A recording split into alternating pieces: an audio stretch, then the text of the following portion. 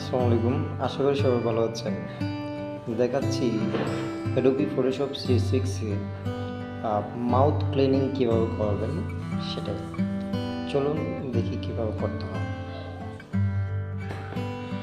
জি, আমরা প্রথমে Adobe Photoshop cs6 open করার পর এখানে ছবিটা ইনসার্ট করলাম।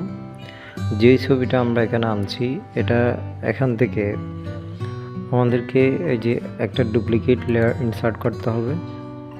আমরা একটা ডুপ্লিকেট লেয়ার ইনসার্ট করলাম। ইনসার্ট করার পর আমাদেরকে যেতে হবে এখানে কন্ট্রোল আই, কিবোর্ড থেকে কন্ট্রোল আই প্রেস করতে হবে। আমাদেরকে কন্ট্রোল আই প্রেস করতে হবে কিবোর্ড থেকে।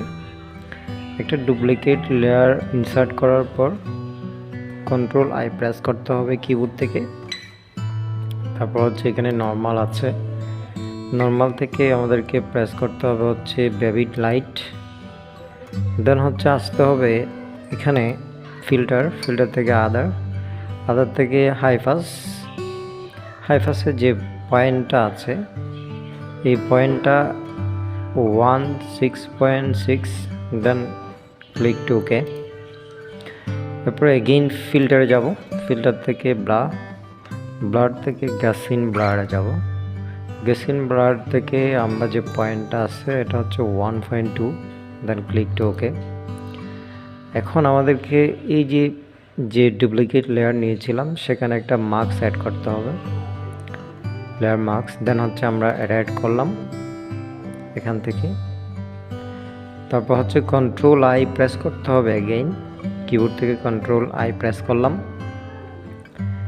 এরপরে যেতে হবে ব্রাশ টুলে। এই যে ব্রাশ টুলে আসলাম, ব্রাশ টুলে রাইটে ক্লিক করার পর যে ব্রাশটা ফার্স্ট আছে এটাকে ক্লিক করে দিলাম। ব্রাশের সাইজ আমরা এখান থেকে নিতে পারবো।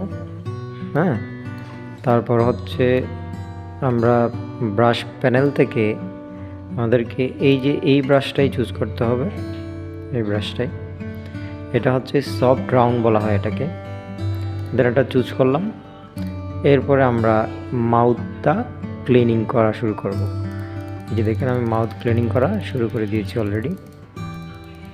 দেখেন মুখের দাগগুলো কিন্তু অনায়াসে চলে যাচ্ছে। অতিরিক্ত যে মুখের দাগগুলো আছে ওগুলো কিন্তু এভাবেই নিতে হবে। খুব সহজে এটা করা যায়। আপনারা চাইলে অ্যাডোবি ফটোশপ cs6 দিয়ে এই কাজটা সহজভাবে করতে পারবেন। ঠিক আছে, ধন্যবাদ সবাইকে। আসসালামু আলাইকুম।